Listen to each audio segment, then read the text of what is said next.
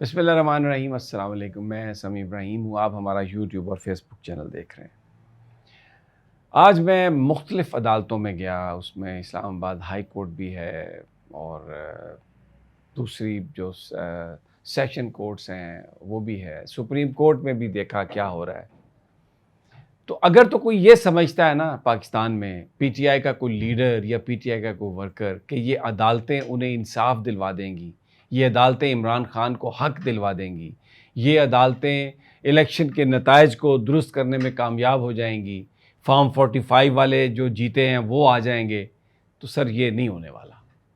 میں جو آج پورا اسی نقطہ نظر سے گیا تھا عدالتوں میں، اور میں آپ کو بتا دیتا ہوں، کیونکہ اس میں کچھ جگہوں پہ تو ججز کی اپنی نیت ہی نہیں ہے، کچھ جگہوں پہ ججز کا اپنا ایک پوائنٹ آف ویو ہے، وہ پولیٹیکل جو اس وقت ڈیوائیڈ ہے وہ اس کی دوسری طرف ہے، اور کچھ بالکل اب ان کے پاس کوئی اختیار ہی ایسا نہیں بچا کہ وہ اس کے ذریعے کچھ کر سکیں، کیونکہ جو انتظامیہ ہے وہ عدالتوں کے زیر اثر نہیں ہے، وہ تو ایگزیکٹو کی بات مانتی ہے۔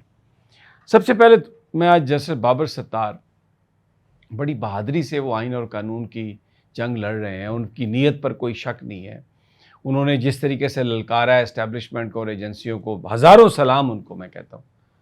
لیکن یہ جو جلسے والا معاملہ ہے وہ آج شعیب شاہین صاحب اور کھڑے تھے، عامر مغل بھی وہاں پر، تو جج صاحب نے کہا کہ آرڈر دیا تھا یہاں پر undertaking the deputy commissioner نے، تو اس کے بعد یہ آرڈر سیٹ اسائڈ کیا کمشنر نے، تو ڈپٹی کمشنر نے توہین عدالت کیسے کی ہے؟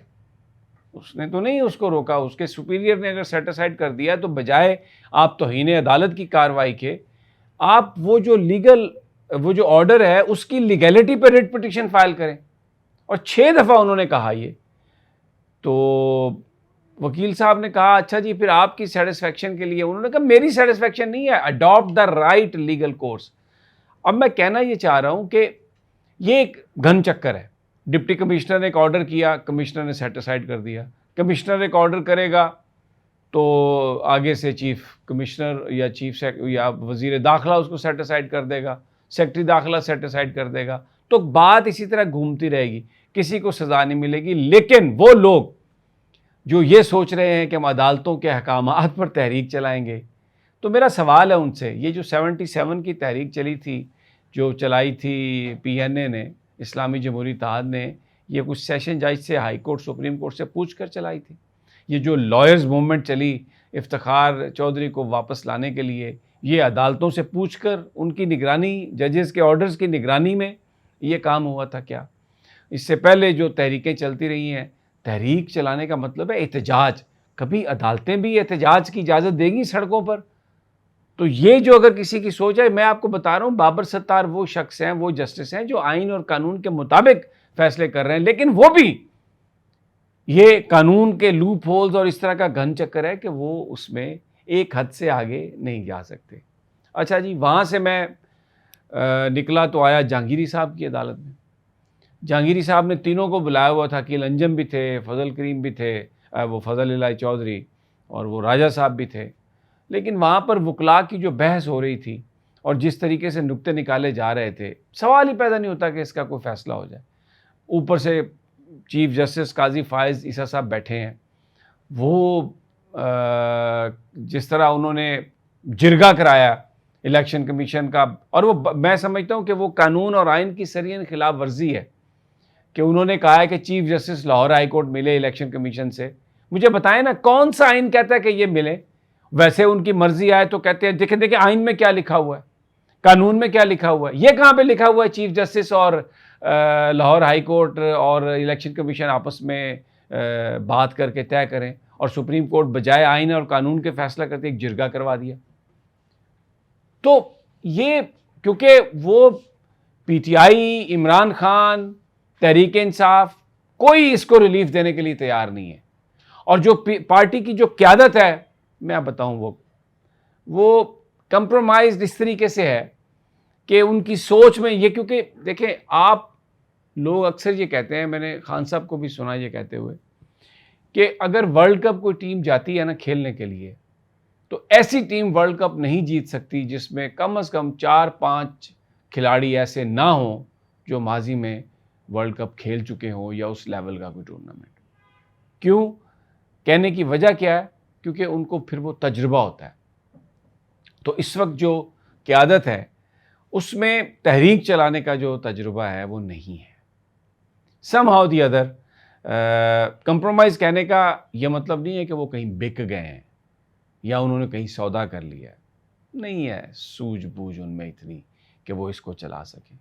پھر میں چلا گیا ادھر عدت میں جو نکاح والا کیس ہے وہاں پہ مجوکا صاحب، اب جو خاور مانیکا کا وکیل ہے اس نے کیا کیا کہ وہ ایک ایڈجرنمنٹ لے آیا سیشن جج سے. آپ یہ ذرا ذہن میں رکھیں کہ اسلام آباد ہائی کورٹ نے باقاعدہ ایک شیڈیول دیا ہے اور کہا ہے کہ اتنے دنوں میں آپ نے اس کا فیصلہ سنانا ہے. تو بیچ میں اسلام آباد ہائی کورٹ کی کہاں، یہ سیشن کورٹ کی کہاں سے جورسڈکشن آ گئی کہ وہ اس کو ایڈجرنمنٹ کر دے، اس کو ملتوی کر دے. اس پر بحث ہوتی رہی. 2 دفعہ جج صاحب اٹھ کے گئے. اچھا جی مجوکا صاحب کہتے ہیں میں 15 منٹ میں آتا ہوں، 20 منٹ میں آتا ہوں. اور پھر آ کے انہوں نے کہا اچھا پرسوں میں نے ہائی کورٹ کو بھیج دیا. او بھائی سلمان صفدر صاحب کہہ رہے ہیں کہ جب اسلام آباد ہائی کورٹ کا آرڈر ان فیلڈ ہے تو سیشن کورٹ تو آرڈر کر ہی نہیں سکتا، اور سیشن کورٹ کو بھی انہوں نے بتایا ہی نہیں کہ ہائی کورٹ کا آرڈر اس طرح کا آیا ہوا ہے، جھوٹ کی بنیاد پر ہے یہ.